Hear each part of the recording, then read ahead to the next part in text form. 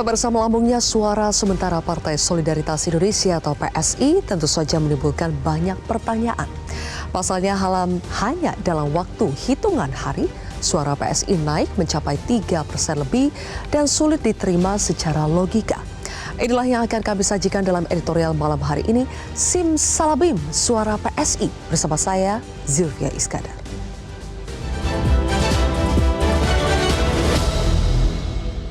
Simsalabim Suara PSI.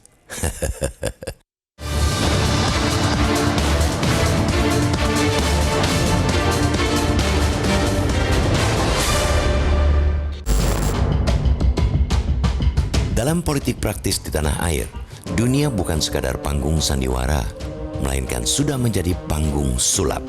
Begitulah banyak kalangan mengkritik melonjaknya perolehan suara Partai Solidaritas Indonesia atau PSI dalam hitungan jam. Setelah dengan secepat kilat mengangkat putra Presiden Joko Widodo, Kaisang Pangarep, sebagai ketua umum hanya 2 hari pasca ditetapkan sebagai anggota partai, kini PSI disorot karena suara yang tiba-tiba menggelembung. Mengacu pada data real count dalam sistem informasi rekapitulasi atau Sirekap KPU, terjadi ledakan yang mencuatkan perolehan suara PSI. Per Minggu 3 Maret, pukul 18.46 waktu Indonesia Barat, suara PSI memperoleh 2,4 juta suara atau 3,13%.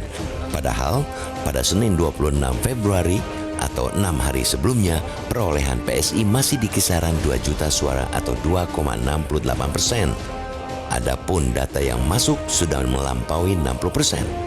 Bila tren itu berlanjut, PSI kian menuju perolehan suara ambang batas untuk mengisi kursi DPR, yakni sebesar 4%. Bagi Ketua Dewan Pembina PSI, Grace Natali, penambahan suara partainya merupakan kewajaran, apalagi proses rekapitulasi perolehan hasil suara masih berlangsung. Selain itu, kenaikan suara sebenarnya juga terjadi di Partai Kebangkitan Bangsa atau PKB dan Partai Gelora. Bedanya, perolehan suara 2 partai tersebut naik secara bertahap, bukan melonjak sekitar 400.000 suara dalam hitungan hari. Hasil penghitungan di KPU inilah yang membuat geger. Publik geleng-geleng lantaran keajaiban langgam kenaikan suara PSI yang mendadak sontak dan melawan beragam teori. Dari hasil hitung cepat dan exit poll berbagai lembaga survei misalnya, menunjukkan bahwa elektabilitas PSI mentok di 2,8% dengan margin of error plus minus 1%. Dari berbagai lembaga survei itu, suara real PSI maksimal ada di angka 3,8%. Itu artinya tidak mencukupi untuk meraih kursi DPR yang ambang batasnya 4%. Ketua Majelis Pertimbangan Partai Persatuan Pembangunan atau P3, Romahur Muzi pun berang. Berdasarkan catatannya, PSI antara lain mendapatkan 19.000 suara dari 110 tempat pemungutan suara. Artinya, PSI meraih 173 suara dari tiap TPS. Padahal, tiap TPS hanya ada 300 suara. Adapun tingkat partisipasi pemilih 75%, berarti tiap TPS hanya ada 225 suara. Dengan kata lain, PSI meraih suara sebanyak 77% di setiap TPS itu alias memenangi coblosan di 110 TPS itu. Dan belasan parpol lainnya hanya bisa memperebutkan sisa 13% suara dari tiap TPS. Lagi-lagi, ajaib bukan? Hasil temuan di beberapa TPS juga menunjukkan ada perbedaan suara PSI antara hasil pemindaian dokumen asli TPS yang diunggah di laman KPU dan hasil rekap di Sirekap. Ada di TPS yang sebenarnya suara sah PSI hanya 1, tapi di Sirekap berubah jadi 33. Keanehan-keanehan itu sayangnya tidak dijawab secara memuaskan oleh KPU. Wajar bila banyak yang berspekulasi ada operasi untuk mengutak-atik suara agar jumlahnya menggelembung. Publik hanya bisa menahan helaan napas melihat beragam keajaiban dan simsalabim lonjakan suara yang terjadi. Masyarakat sudah kian paham seperti tengah disuguhi permainan konyol dan terus-menerus membingungkan. Warga tanah air mendambakan adanya pemimpin yang lahir dari pemilu yang jujur. Sebuah pemilihan yang menganut prinsip melindungi suara yang ada, tapi tidak mengada-adakan yang tidak ada suaranya. Kini sebagian besar publik mulai berharap wakil mereka di DPR bisa meminta pertanggungjawaban penyelenggara negara atas berbagai karut-marut kepemiluan ini. Dan hak angket sudah dinanti-nanti untuk segera digulirkan. Tunggu apa lagi? Hah?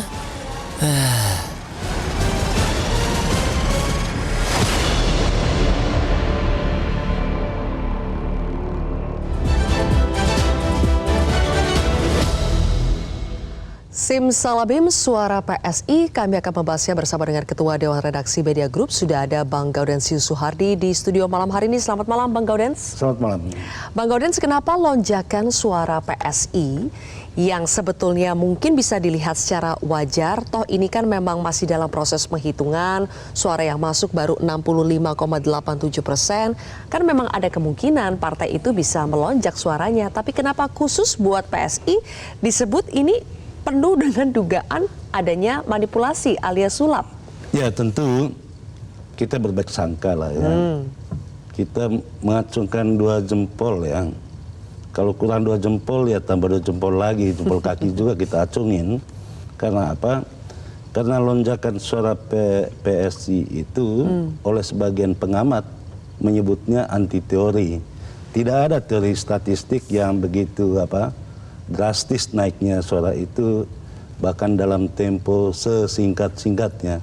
Dalam 2 jam itu bisa naik sampai 19.000 di 110 TPS.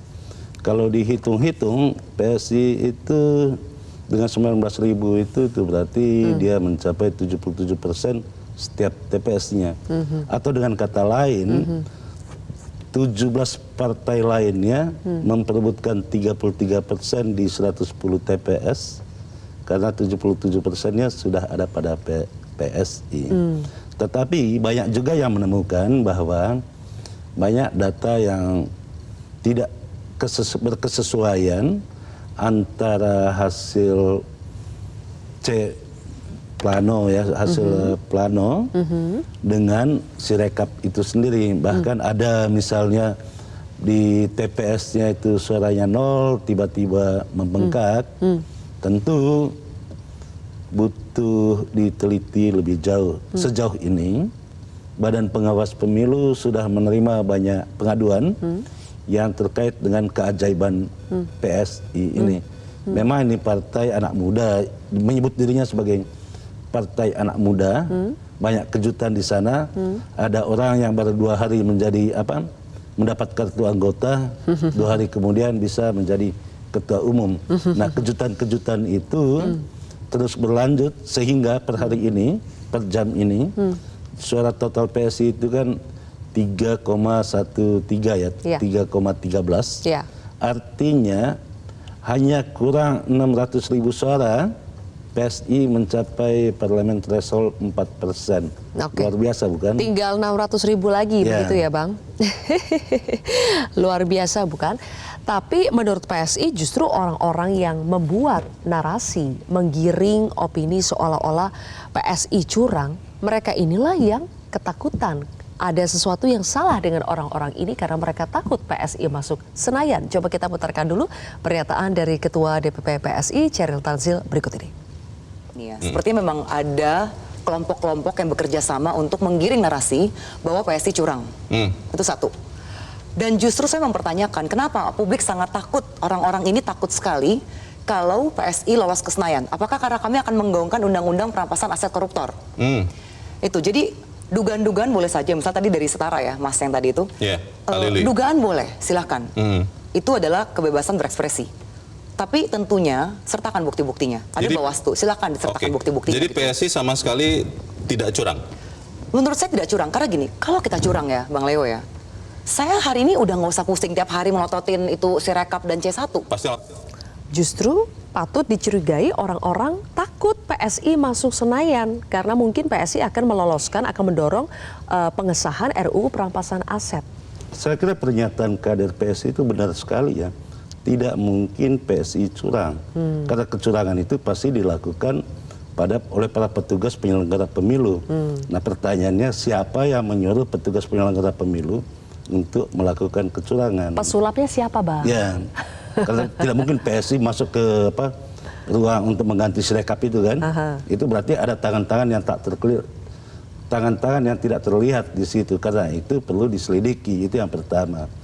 Yang kedua, tidak ada yang takut siapapun masuk Senayan sepanjang itu adalah suara murni rakyat yang dikonversikan kepada perhitungan sehingga satu partai bisa lolos ke Senayan.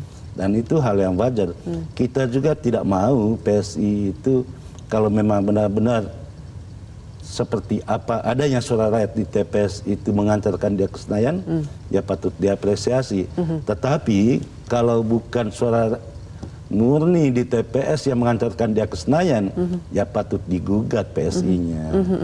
Tapi kenapa ya Bang, bahwa ini sudah disebut ini dugaannya adalah kecurangan, dugaannya ada yang menyulap suara PSI. Kan pertanyaan selanjutnya, siapa? Memang siapa sih yang diduga sebagai pesulapnya dan kemudian motifnya itu apa?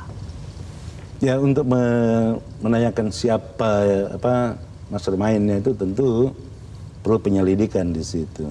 Tapi walaupun tanpa penyelidikan sekalipun sudah ada dugaan publik itu kan sangat terang benderang itu kan. Tetapi yang paling penting buat kita itu bagaimana mengawal perhitungan suara secara manual. Yang dipersoalkan orang itu kan pada Sirekapnya.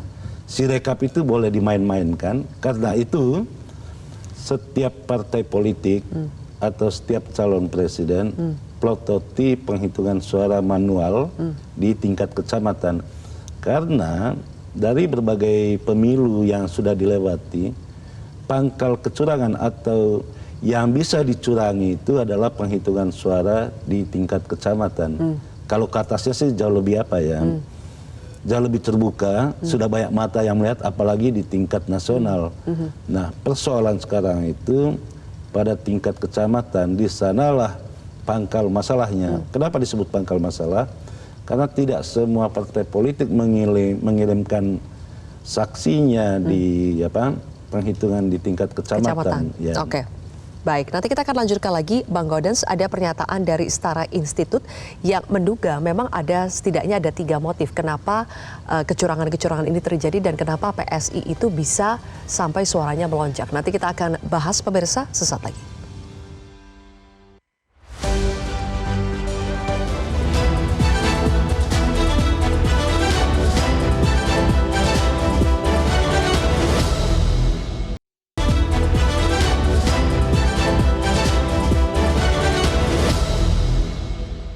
Taktiknya sesungguhnya untuk mengamankan ya anak presiden gitu ya. Saya kira kita semua sudah tahu bahwa 3 agenda utama presiden sesungguhnya yang juga sudah beredar di ruang publik jauh sebelum pemilu itu dilaksanakan adalah soal pertama menangkan paslon 2, yang kedua meloloskan PSI ke parlemen, yang ketiga bagaimana menggerus suara PDI Perjuangan, saya kira. Maka memasukkan atau meloloskan PSI yang dipimpin oleh anak presiden ke parlemen RI itu satu agenda politik yang dugaan kami dilaksanakan secara sistematis oleh kekuasaan politik hari ini, yaitu rezim Presiden Jokowi. Ketiga agenda tadi, Bang Gaudens, itu disebutkan ya muaranya adalah karena adanya kekuatan politik rezim saat ini, yaitu Presiden Joko Widodo. Jadi kalau mau dituduh siapa yang menyulap ini, ujung-ujungnya kalau menurut Setara Institut itu adalah penguasa, yang mana itu adalah Presiden Joko Widodo.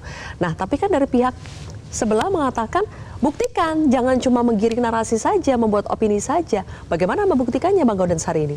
Ya, terlalu bodoh sih kalau terang benderang melakukannya. Karena kecurangan itu kan seperti angin ya. Angin itu hanya bisa dirasakan, tidak bisa dilihat. Gitu. Seperti itulah kecurangan yang canggih ya. Dan 3 modus yang dikatakan tadi itu dari Setara Institut itu sih pengetahuan publik yang jauh-jauh hari sudah diketahui. Bahkan ada salah satu mantan dari Lemhanas itu kan sudah mengatakan itu sudah terang benderang kepada publik gitu. Karena itu Andi Wijayanto ya, Bang? Ya, kita tidak kaget dengan perolehan suara seperti ini. Yang mengagetkan itu, buat saya pribadi ya, yang sangat mengagetkan itu ada lonjakan suara hanya dalam tempo 1 atau 2 jam itu dengan begitu besarnya. Mungkin diduga tidak ada yang memperhatikan itu, atau orang hanya sambil lalu melihatnya. Tetapi ternyata orang melototi bagaimana mungkin pada tanggal 1 Maret pukul 23.00 sampai pada 12 Maret pukul 00 itu lonjakan sampai 19.000 suara, itu kan sesuatu yang luar biasa, karena itu 4 jempol patut diacungkan kepada PSSI. Atau kita punya data dari tanggal Senin 26 Februari itu 2 juta suara ya Bang, 2,68%, tapi pada hari Minggu 3 Maret itu sudah 2,4 juta atau 3,13%. Ya, 3,1, karena itu kurang 600.000 suara lagi untuk 4%. Untuk mencapai karena 4%. Memang tujuannya kan lolos ke Senayan, berarti yang dicari sekarang itu kan 600.000 suara. Orang semakin mempertanyakan karena ketika dibandingkan dengan hasil hitung cepat atau quick count sejumlah lembaga survei, sepertinya lembaga survei manapun ini Bang Gaudens, belum ada yang menempatkan PSI itu di atas 3%. Jadi pertanyaannya sekarang, apakah sudah saatnya kita meragukan hasil dari hitung cepat? Ya, saya lebih percaya kepada sejumlah hasil penelitian ya. Sejumlah hasil penelitian terkait dengan pemilu di Indonesia itu minimal itu ada 2 modus kecurangan ya. Yang pertama itu bagaimana menggunakan suara sisa yang 2%. Itu kan mesti dibuktikan bahwa suara sisa 2% itu benar-benar terpakai atau tidak. Itu yang pertama.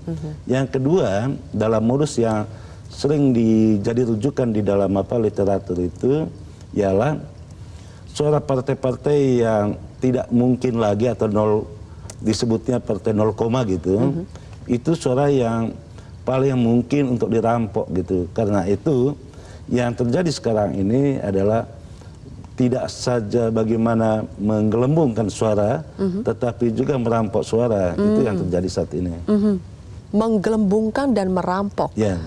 Kalau itu nanti harus dipersoalkan, Bang Gaudens, kan sekarang dari sejumlah politisi ya, terutama P3 misalnya, itu mendorong supaya itu juga dibahas juga di hak angket soal penggelembungan, soal perampokan suara yang diduga dilakukan untuk meloloskan PSI. Apakah jalur politik yang memang harus dipilih untuk menyelidiki, untuk membuktikan ini, Bang? Ya, untuk membuktikan itu satu-satunya cara yang membuka kembali kertas suara yang ada di dalam kotak suara. Problemnya ketika itu dugaan kecurangan itu dibawa ke Mahkamah Konstitusi sekalipun, tidak mungkin kotak suara yang dibawa. Yang dibawa itu adalah rekapnya, rekap yang sudah digelembungkan. Itu problem utamanya. Nah, mestinya harus ada mekanisme yang memerintahkan untuk menghitung kembali di TPS, karena yang murni itu surat suara itu kan adanya di TPS ya.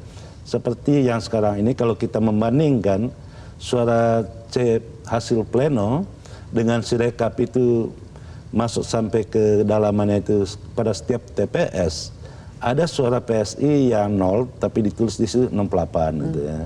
Ada suara yang 14 ditambah 1 di depannya. Nah, dugaan seperti ini kan berarti ada dugaan kecurangan. Nah, siapa yang melakukan kecurangan?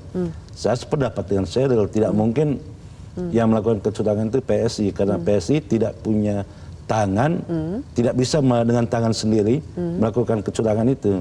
Yang paling mungkin itu, dan sekarang ini sudah ada beberapa anggota KPPS, petugas pemilu kecamatan yang dipecat karena melakukan kecurangan-kecurangan terkait dengan penggelembungan suara. Jadi tangannya siapa ini yang dipakai? Oke, nanti kita akan bahas lebih jauh lagi. Pemirsa, usai jeda tetap di Editorial Malam.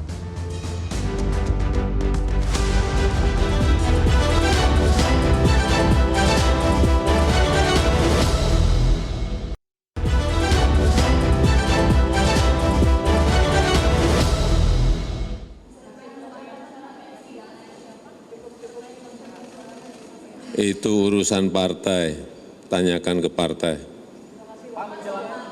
tanyakan ke KPU.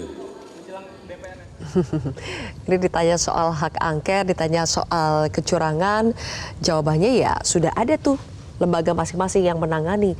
Selama ini kalau itu mudah dilakukan pasti tidak akan ditanyakan ke presiden. Tapi yang terjadi selama ini kan Bang, sulit juga untuk mendapatkan jawaban dari kedua lembaga tersebut. Dari partai politik kita belum tahu hak angket besok akan digulirkankah pada saat pembukaan sidang di DPR. Mau nanya ke KPU juga jawabannya tidak jelas juga soal kesalahan-kesalahan yang terjadi di Sirekap. Jadi Bang, kita harus menempuh jalur apa lagi? Mau bertanya kepada siapa lagi? Ya publik kan itu punya punya hak untuk menginterpretasikan apa yang terjadi. Publik juga tidak bisa dibatasi hak berpikirnya, hak menyatakan pendapatnya. Bahwa sekarang itu publik merasa bahwa ada sesuatu yang janggal terhadap PSI, karena itu dilaporkanlah ke Bawaslu. Saat ini di Bawaslu per hari ini banyak laporan-laporan yang terkait dengan PSI. Cuma kan Bawaslu itu hanya punya waktu 7 hari ditambah 17 hari, artinya hanya punya waktu 14 hari untuk melakukan penyelidikan terkait dengan laporan-laporan dugaan kecurangan penggelembungan suara PSI. Oke, jadi kita harus menunggu lembaga-lembaga tersebut bekerja. Besok Bang, apakah ada harapan bahwa hak angket benar-benar akan diusulkan? Ya sejauh yang saya tahu sih sudah fix akan diusulkan, karena itu kan cuma 25 orang plus dari lebih dari satu fraksi, dan kemudian dibawa ke pleno. Kalau jadi menjadi hak DPR, masih ada proses lebih lanjut. Tetapi itu proses konstitusional. Jangan pula publik membatasi DPR untuk menggunakan hak konstitusionalnya. Justru yang bagus itu DPR didorong. Karena apa? Karena untuk membersihkan juga mereka yang terduga melakukan kecurangan gitu. Iya, supaya memang hasilnya betul-betul legitimate ya Bang ya. Iya, betul. Kalaupun sekarang kan PSI pernah ada pernyataan seperti ini Bang. Kami ini serba salah, kalau menang dibilang curang, kalau kalah pun nanti dibilang padahal sudah ada anak presiden yang jadi ketua umum di situ, toh nggak menang-menang juga, posisinya serba salah. Tapi yang jelas kalau menang dengan cara yang curang, itu pasti tidak akan legitimate ya Bang? Ya, yang pertama itu terkait dengan anak presiden ya, menjadi ketua umum di PSI. Sudah lama publik mendambakan tentang pelembagaan partai politik. Pelembagaan itu yang selama ini berjalan tertatih-tatih. 2 hari setelah mendapat kartu tanda anggota bisa menjadi ketua umum kan sesuatu yang menjungkir balik terkait dengan pelembagaan partai politik. Itu yang terkait dengan pelembagaan partai politik. Begitu juga terhadap perolehan suara. Ada sesuatu yang ajaib. Keajaiban itulah yang harus dibongkar itu. Atau mungkin saatnya kita percaya memang keajaiban itu ada ya Bang Gaudens. Oke, nanti kita akan bahas lebih jauh lagi pemirsa di episode editorial malam lainnya. Saya Zilvia Iskandar, mewakili rekan-rekan yang bertugas mengucapkan terima kasih atas kebersamaan Anda. Sampai jumpa. Metro TV. Jelajahi cara baru mendapatkan informasi. Download Metro TV Extend sekarang.